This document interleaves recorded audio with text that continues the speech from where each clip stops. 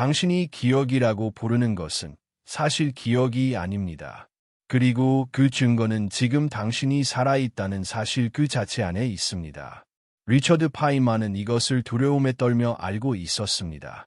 그가 물리학의 가장 깊은 방정식 안에서 발견한 것은 우리가 이 과거를 기억하는지에 대한 답이 아니었습니다. 그가 발견한 것은 훨씬 더 불편한 무언가였습니다. 물리학의 법칙 어디에도 과거와 미래를 구별하는 방정식은 존재하지 않는다는 것. 당신이 기억이라고 부르는 것은 사실 기억이 아닙니다. 그리고 그 증거는 지금 당신이 살아있다는 사실 그 자체 안에 있습니다. 리처드 파이만은 이것을 두려움에 떨며 알고 있었습니다. 그가 물리학의 가장 깊은 방정식 안에서 발견한 것은 우리가 이 과거를 기억하는지에 대한 답이 아니었습니다. 그가 발견한 것은 훨씬 더 불편한 무언가였습니다. 물리학의 법칙 어디에도 과거와 미래를 구별하는 방정식은 존재하지 않는다는 것. 그렇다면 지금 이 질문이 생깁니다. 만약 우주의 물리 법칙이 과거와 미래를 구별하지 않는다면 왜 당신은 어제를 기억하고 내일은 기억하지 못하는가? 이 질문에 답하려면 당신은 먼저 한 가지를 받아들여야 합니다. 당신이 시간이라고 느끼는 것은 우주의 실제 작동 방식이 아닐 수 있다는 것을. 그리고 세 번째 것이 있습니다. 파이만이 이 문제를 추적했을 때 그는 결국 하나의 장소에 도달했습니다. 그 장소는 우주의 시작점이었습니다. 그리고 그것이 의미하는 바는 당신의 기억이 한 방향으로만 흐르는지, 그리고 그것이 당신이라는 존재 전체에 대해 무엇을 말하는지 이 영상의 마지막에 가서야 이해할 수 있습니다. 잠시 멈추고 지금 이 순간을 느껴보십시오. 당신은 숨을 쉬고 있습니다. 심장이 뛰고 있습니다. 그리고 당신은 지금 이 문장을 듣고 있습니다. 이 모든 것이 현재처럼 느껴지죠. 그런데 이상한 것이 있습니다.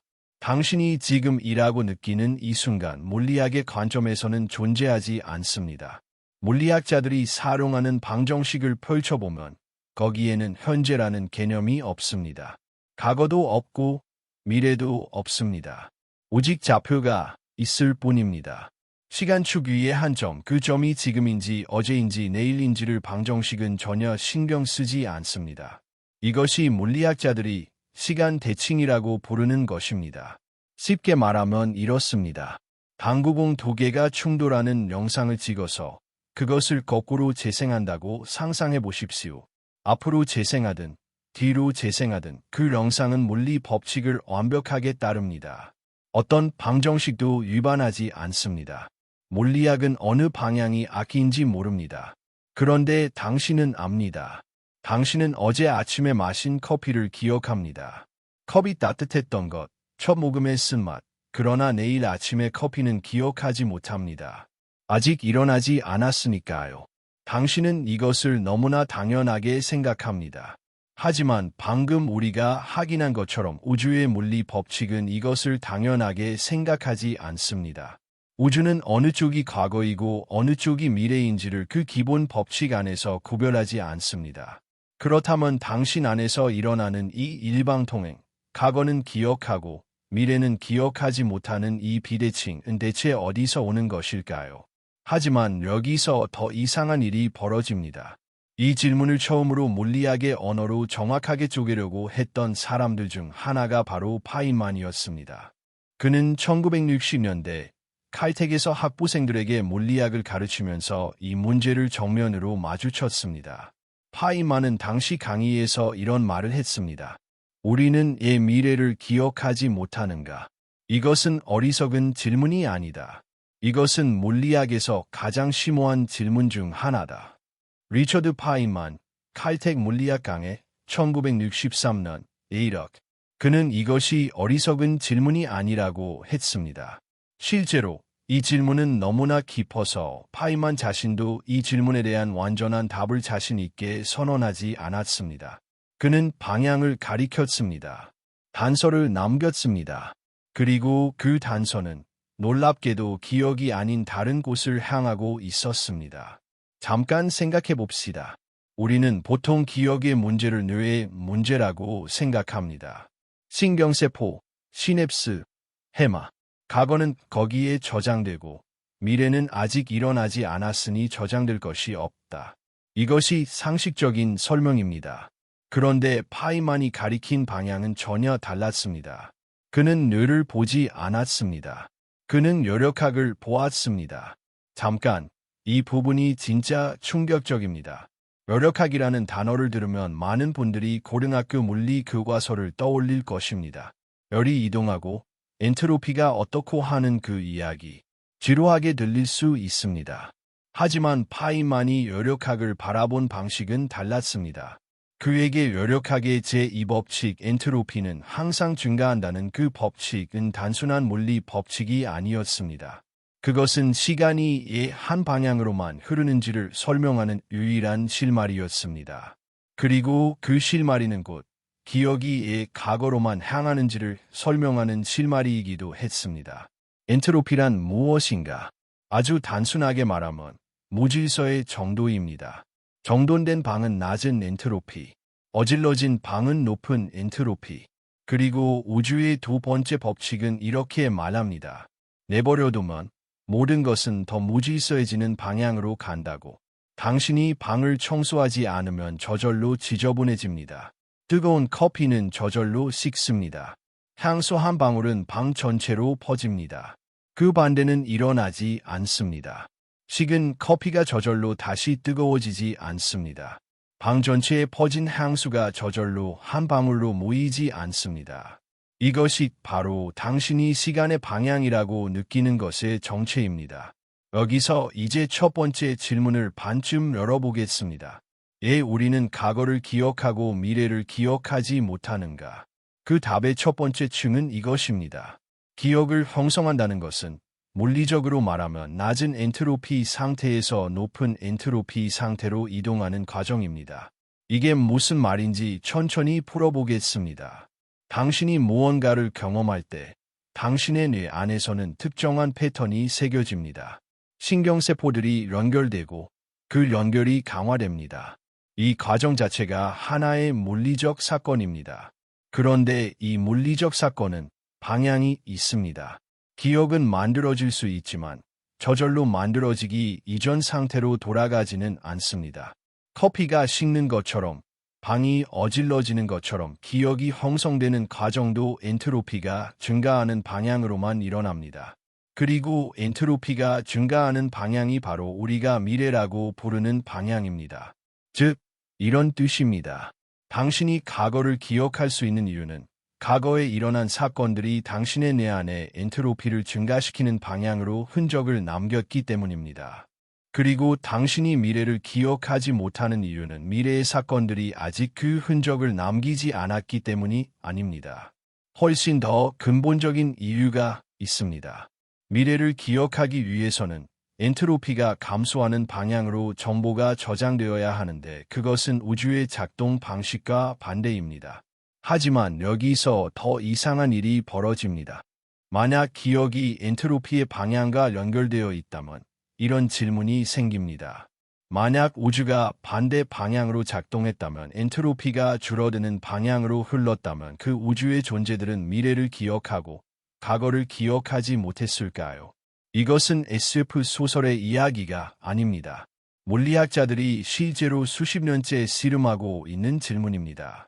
그리고 파이만은 이 질문에 대해 놀라운 대답을 가지고 있었습니다. 그는 그렇다고 했습니다. 원칙적으로 엔트로피가 감소하는 방향을 미래라고 부르는 존재가 있다면 그 존재는 우리가 미래라고 부르는 것을 기억하고 우리가 과거라고 부르는 것을 기억하지 못할 것이라고. 이것은 무섭습니다. 왜냐하면 이것이 의미하는 바는 과거와 미래라는 개념 자체가 우주의 객관적인 특성이 아니라는 것이기 때문입니다. 그것은 엔트로피가 흐르는 방향에 따라 결정되는 일종의 관점입니다. 당신이 과거라고 부르는 방향은 엔트로피가 낮았던 방향입니다. 당신이 미래라고 부르는 방향은 엔트로피가 높아지는 방향입니다. 그리고 당신의 기억은 그 방향을 따라 배열됩니다. 잠시 이 무게를 느껴보십시오. 당신이 평생 당연하게 여겨왔던 것, 과거는 지나갔고 미래는 아직 오지 않았다는 느낌, 그것은 우주의 법칙이 당신에게 강요한 일방통행이 아닙니다. 그것은 엔트로피가 흐르는 방향이 만들어낸 하나의 경험입니다. 당신의 시간 감각은 우주의 요력학적 화살표가 당신의 의식 위에 그어놓은 선입니다. 그 선이 없다면 과거도 없고 미래도 없고 기억도 없습니다. 당신이 나라고 느끼는 것의 상당 부분이 그 선 위에 배열된 기억들로 구성되어 있다면 그 선이 없는 세계에서 당신은 무엇인가요? 그런데 파이만은 여기서 멈추지 않았습니다. 그는 훨씬 더 깊은 곳을 파고들었습니다. 만약 기억이 엔트로피와 연결되어 있다면, 그리고 엔트로피가 항상 증가한다면 대체 왜 엔트로피는 항상 증가하는가? 이 질문은 처음에는 단순해 보입니다. 그냥 우주의 법칙이니까요 라고 말하고 싶을 것입니다. 하지만 파인만은 그렇게 답하지 않았습니다. 그는 이렇게 물었습니다. 엔트로피가 항상 증가한다면 과거에는 엔트로피가 지금보다 낮았다는 뜻이다. 그렇다면 우주의 시작에는 엔트로피가 극도로 낮았다는 뜻이다. 그런데 왜 우주는 그토록 낮은 엔트로피로 시작했는가? 파인만, 강의 자료 기반 재구성, 예력. 이 질문이 왜 중요한지 이해하려면 잠깐 생각 실험을 해봐야 합니다. 생각 실험 액트 2. 지금 당신 앞에 거대한 방이 있다고 상상하십시오. 그 방 안에 공기 분자 수십억 개가 있습니다. 그런데 처음에 그 모든 분자들이 방의 한쪽 구석에만 몰려 있습니다. 완벽하게 정돈된 극도로 낮은 엔트로피의 상태. 당신이 그 방의 문을 열면 분자들은 퍼져나갑니다. 엔트로피가 증가합니다. 이것은 필연입니다. 그런데 처음에 이 분자들이 한 구석에 몰려 있었는가? 그것은 필연이 아닙니다. 그것은 특별한 초기 조건입니다. 우주도 마찬가지입니다. 빅뱅 직후 우주는 극도로 낮은 엔트로피의 상태였습니다.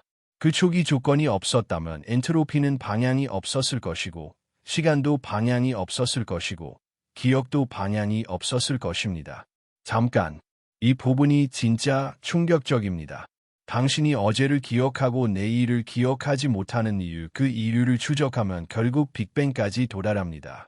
당신의 기억은 뇌의 사물이기 이전에 우주의 초기 조건의 사물입니다.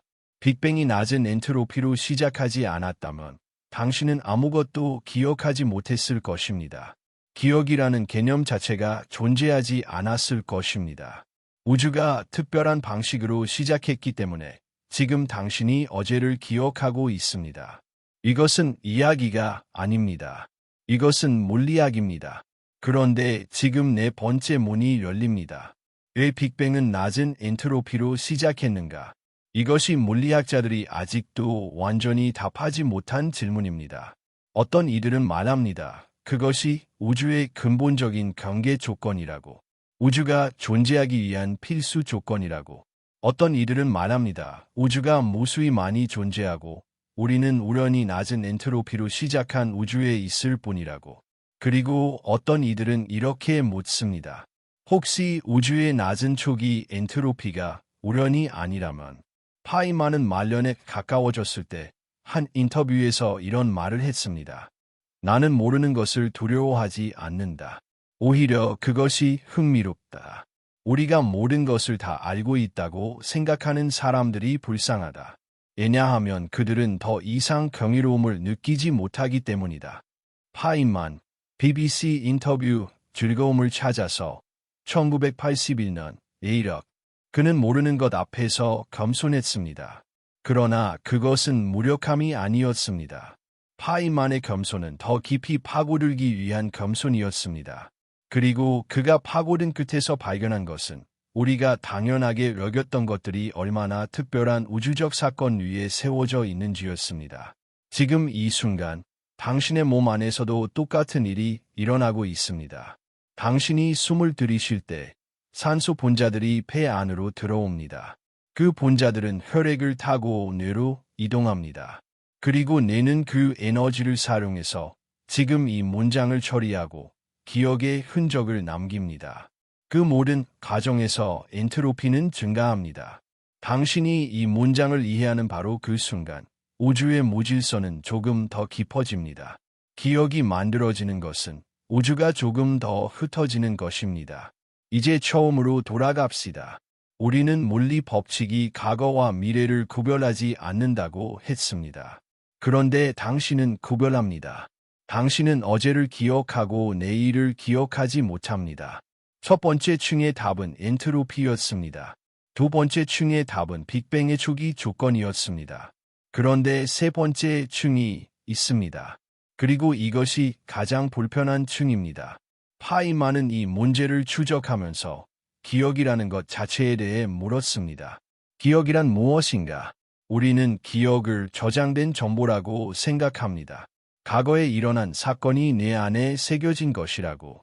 그런데 파이만은 다른 방식으로 봤습니다. 그에게 기억은 현재의 상태입니다. 생각 실험 액트 3. 잠깐 이 생각 실험을 따라와 보십시오. 지금 당신 앞에 화석이 하나 있습니다. 1억 년 된 공룡의 뼈. 당신은 그것을 보면서 이것은 1억 년 전 과거의 흔적이다라고 생각합니다. 그런데 물리학적으로 말하면 그 화석은 현재에 존재합니다.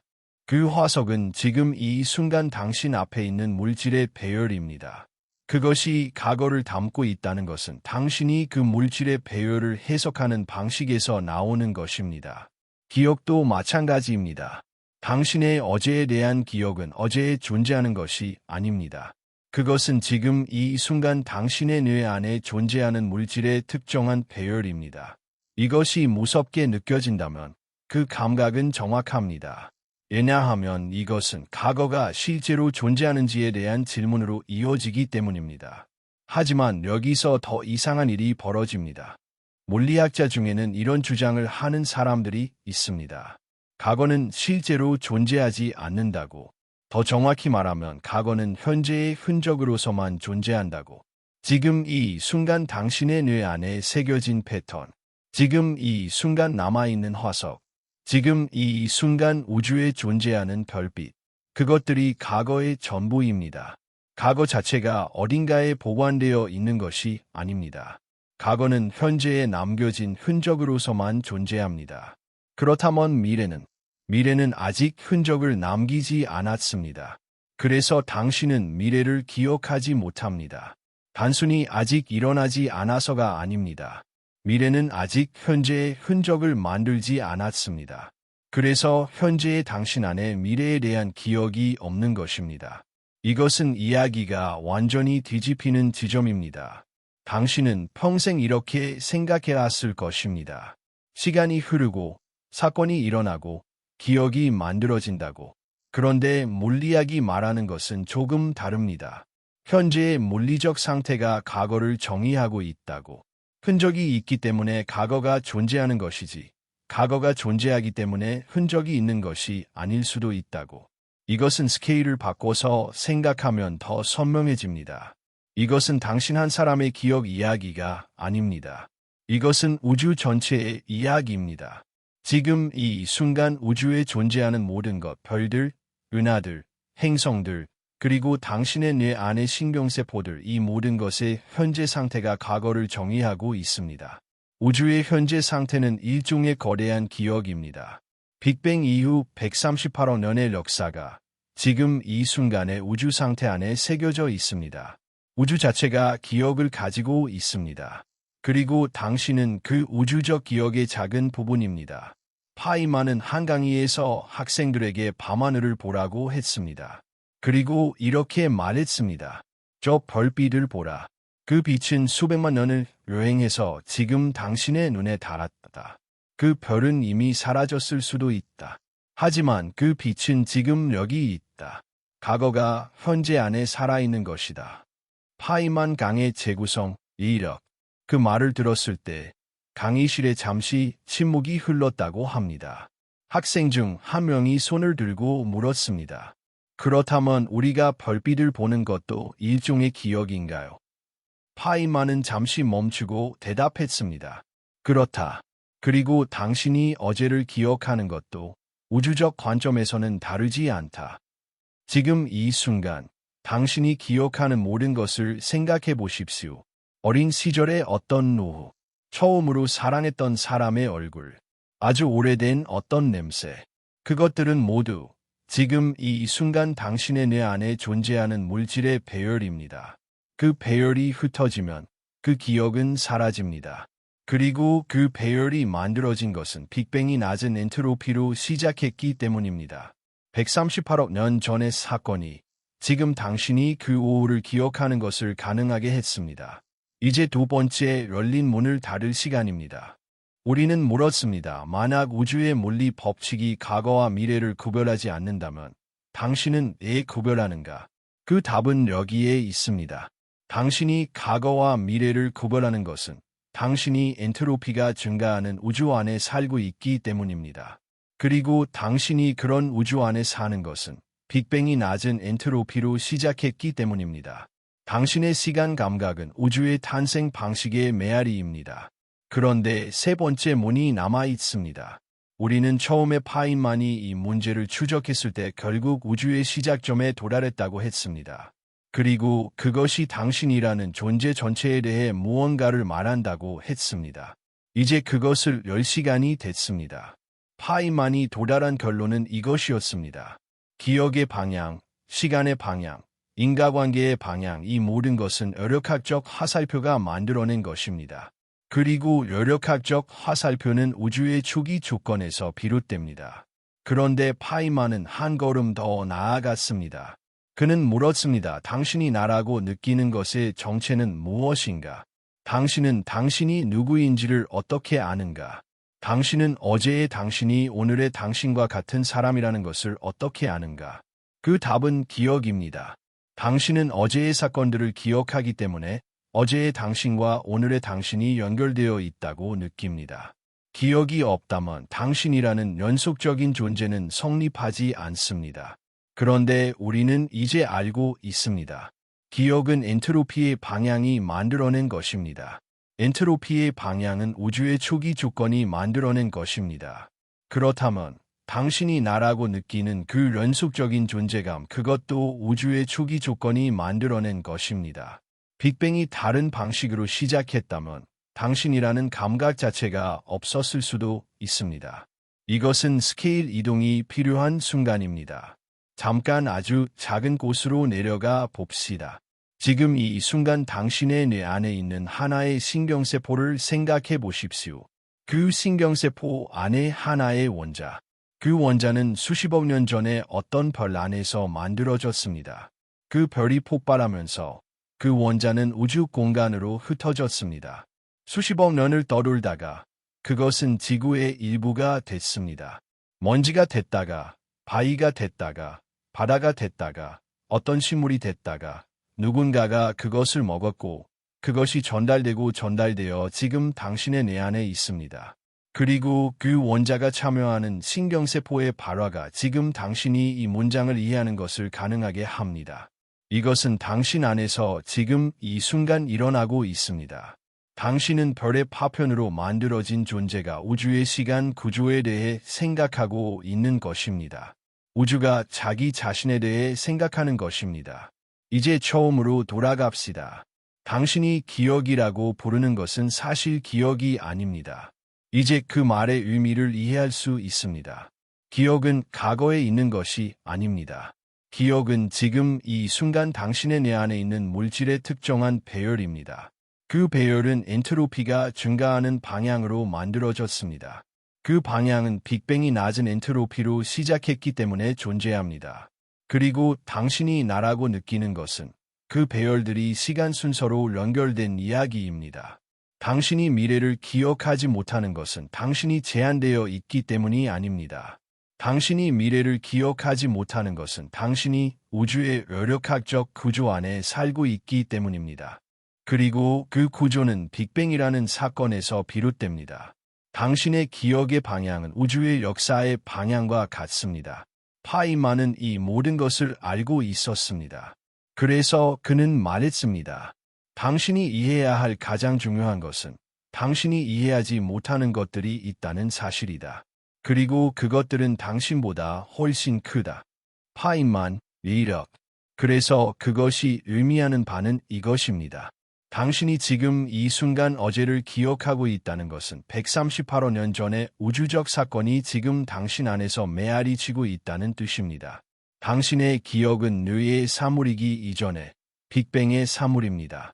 당신이 과거를 돌아볼 수 있는 것은 우주가 특별한 방식으로 시작했기 때문입니다. 그리고 당신이 미래를 기억하지 못하는 것은 우주가 아직 그 방향으로 흔적을 남기지 않았기 때문입니다. 당신은 우주의 기억 안에 있는 하나의 파동입니다. 오늘 밤 잠들기 전에 어제를 한번 기억해 보십시오. 아주 평범한 어제. 그 기억이 당신의 뇌 안에 새겨져 있다는 것, 그 새겨짐이 엔트로피의 증가와 함께 일어났다는 것, 그리고 그 엔트로피의 방향이 138억 년 전에 어떤 순간에서 시작됐다는 것. 그 평범한 어제의 기억이 사실은 우주의 탄생과 연결되어 있습니다. 그렇다면 이런 질문이 남습니다. 만약 당신이 당신의 기억으로 만들어진 존재라면, 그리고 그 기억이 우주의 초기 조건의 산물이라면, 당신은 정말로 당신 자신인가요? 아니면 당신은 우주가 자기 자신을 기억하는 방식인가요?